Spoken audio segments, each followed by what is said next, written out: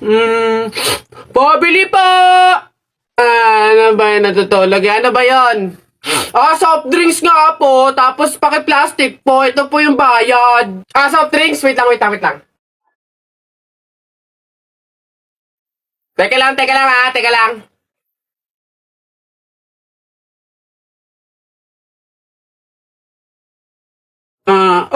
Ba't mo binabawasan yung soft drinks ko? Susubo kita kay nanay. Hindi, joke lang yun. Ito na.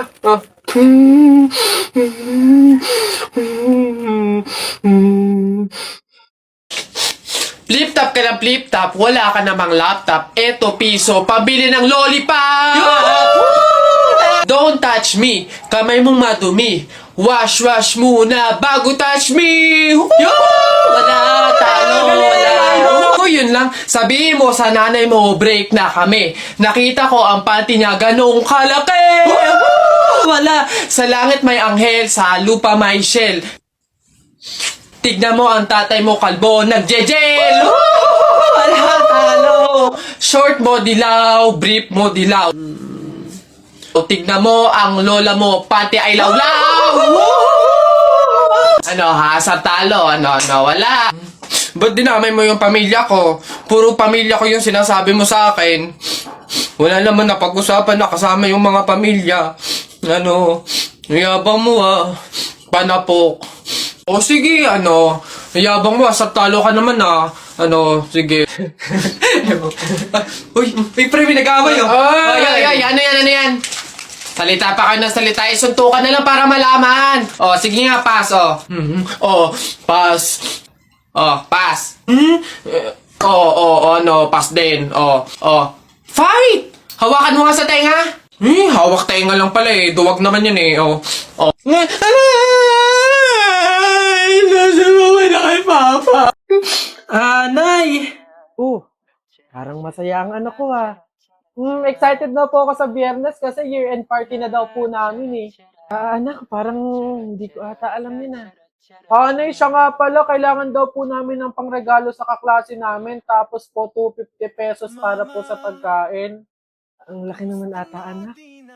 Nay, masarap po yun. McDo po yun Tsaka may fried chicken na yun. Sige na, Nay. Ang tagal ko nang hindi nakakatikim nun Nung nakaraang taon pa ako, nung huli ako nakatikim nun. Anak, pasensya ka na. Sa isang taon ko na lang sumama. Papang-budget si nanay. Sige po, Nay. Dahil ikaw ang aking mata sa tuwing mundo'y nag-iiba. Gising na. Nay, bakit po? Diba, year-end party mo? Nay, sabi niyo po, diba hindi po ako makakasama kasi wala po tayong pera. Anak, nagawa ng paraan ni nanay. Binili na lang kita ng ulam at kanin sa kanto. 89 pesos lang, may fried chicken ka na. Nay, paano naman po yung pangregalo ko po? Ito baso. Nak, ito yung naregalo sa kanong tatay mo ng birthday ko. Ayan. Ito na lang ipang regalo mo. Sige na anak, kumilos ka na, mahuhuli ka na. Alright, kids! Happy New Year, everyone! Pwede na kayong kumain. Pang mga natitirang paghinga, tutungo na kung saan naroon ng mahalaga. Kahit na kailangan pa may di mawa, wala pagkatala kong mapa, saan man mapunta lang kung saan nagmula. Huwag mag-alala, pikit ang iyong mata, tana, pahinga mo. Salamat, Nay. Huwag mag-alala, ipikit ang iyong mata, tana, pahinga muna. Ako nang bahala, gusto sa labis ang ginagawa, pahinga muna. Ako na, la-tara-tara, la-tara-tara, la-tara-tara, la-tara. Ayun na, bilisan nyo! Matatalo na tayo! Ano ba yan? Bilis kasi! Hay, Balong! Ikaw naman puro laro lang dyan. Bumili ka ng sibuyas at bawang kina Ate Telay. Bilis! Nay, wait lang naman! Kanina pa kayo utos ng utos dyan Talo na nga Ano ba yan? Abahoy, ako'y sinasagot-sagot mo na? Hirap na hirap akong palakahin kasi sabi ko sa'yo, pag sa susunod ako'y sinagot mo pa, talagang malilintikin ka sa aking bata ka. Nagawa mo na ba yung mga assignment mo, ha?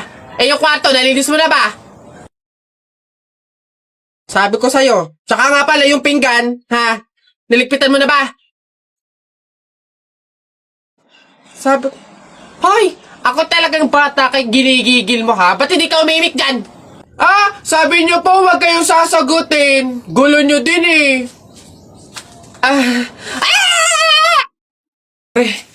Patay ako. Oh, bakit? Bagsak ako sa lahat ng exam. As in, lahat ng subject ka, bagsak ako. Paano nangyari yun? Ginawa mo ba yung sinabi kong pamahiin sa'yo na kapag may exam, maglagay ka ng libro sa ilalim ng unan bago matulog? Yun nga ginawa ko naman yung sinabi mong pamahiin eh. Kaso, ewan ko ba't hindi gumana? O, yun naman pala eh. Nakalimutan mo pa rin yung review mo? Ay, kailangan ba mag-review? Ay, nako naman. Naglalagay ng libro sa ilalim ng unan bago matulog kapag may exam para hindi makalimutan yung ni-review. Kaya pala hindi gumana. Akala ko maglalagay ng libro sa ilalim ng unan bago matulog para para magkasagot yung exam. Yung pala kailangan mag-review. Ay, Bona ka! Tara, buhatin na natin yung kabaong. Ay, teka. Kamag-anak kayo, di ba? Oh, hindi pwede. Pamahiin yon. Bawal magbuhat ng kabaong ang kamag-anak. Yung iba na lang. Kayo na lang magbuhat dito. Yan, kayo. Ay, kami po. Ay, hindi po. Kamag-anak po ako. Pamangkin po ako niyan. Ay, ako rin po hindi kasi ninang ko po yan eh. Kamag-anak din po ako kasi kapatid po yan ni Papa. Ganun ba? Kayo. Kamag-anak ba kayo? Kayo na lang magbuhat nito, sige. Ay, kamag-anak ko din po. Tita ko po kasi yan eh. Ako naman kapatid. Lalo na po ako po yung anak eh. Siya. Paano yan? Wala tayong magagawa. Kailangan sundin yung pamahiin talaga. Siguro, iwan nyo na lang yan dyan. May magbubuhat naman siguro kusa niyan. Iwanan nyo na yan dyan. Ayaw nga po, dapat talaga sundin yung pamahiin. Baka kasi may mangyari pang masama. Sige po, iwan na lang po natin. Po. Tara na. Bye, Nay. Bye, Tita. Kanina pumuntok. Ano yun? Ang baho! Ano ba yan? Kakasuka naman. Ba't kasi dito pa natae? Baho. Oo nga, ano ba yan? Hindi na nahiya. Dito pa talaga sa mall ng CR, tumae. Alam na, ang daming tao dito. Baho-baho, ano ba yan? Gusto siguro makaranas na magandang CR. Pangit siguro na CR sa kanila.